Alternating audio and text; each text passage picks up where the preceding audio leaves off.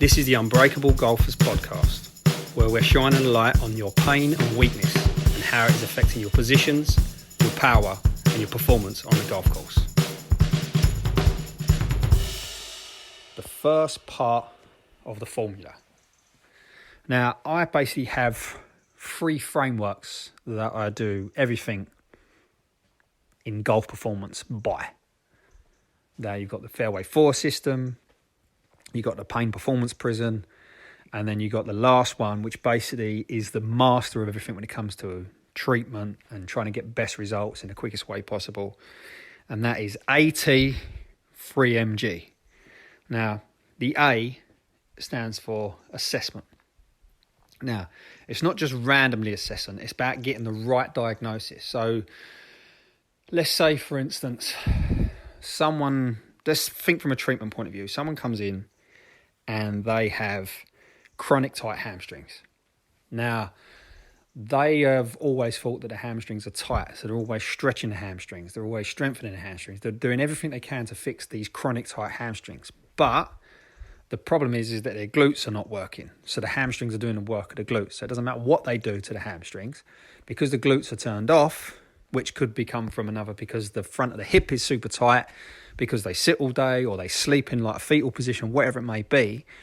That problem that they come in for, if it's diagnosed wrong, as in, it's because your hamstrings are tight and it's left there, you're never going to get the right treatment. You're never going to get the right exercises. You're never going to get the right results, and you're never going to get where you want to go when you link it all to golf.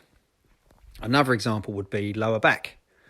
Someone's got a tight, super lower back that's sort of always going, always painful, and they think it's the lower back. So they do lower back stretching exercises, they do lower back strengthening exercises, and they do all this lower back stuff. But let's say, for instance, the reason why the lower back is in so much pain is because it's doing all the work of a lazy upper back and lazy hips.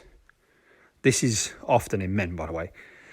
So the back is diagnosed as the problem. The treatment, the exercise, the drills, everything that you do to link to the golf swing is all focused on the lower back, but really that's not the right diagnosis. So this is why assessment is the first part of the formula. Getting the right assessment means that everything that you follow after has a better chance of working.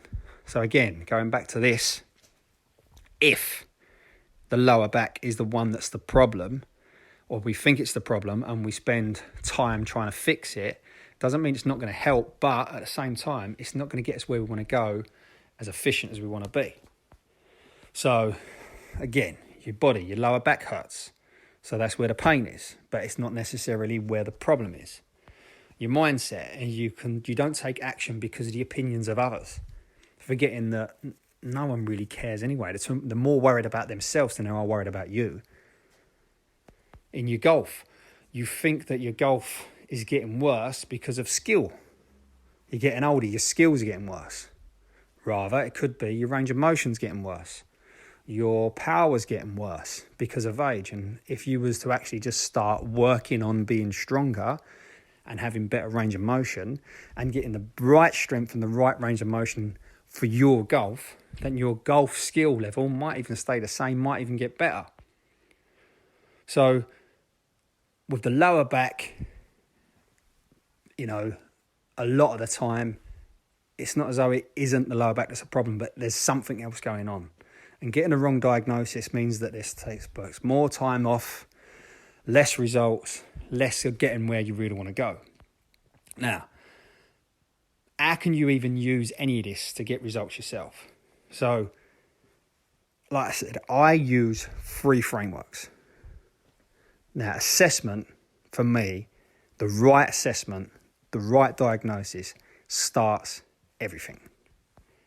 Take this to the golf.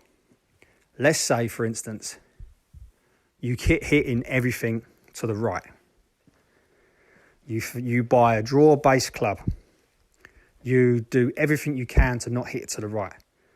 You think it's your grip. You think it's your setup. You think it's the club, the length of club, the type of club, the shot, mindset, everything. And then someone stands here and goes, you're aiming right. Now, your mind would obviously connect all the dots and you end up trying to correct that in the swing. But the wrong diagnosis, you could go down a massive path of trying to fix something when all you need to really do is line up straight. The same thing happens in the body and the same thing happens in the mind, which if we chase the wrong things, we end up going around in circles. So as always, 2 questions. First one, where could you be spinning your wheels and not getting better because of the wrong diagnosis?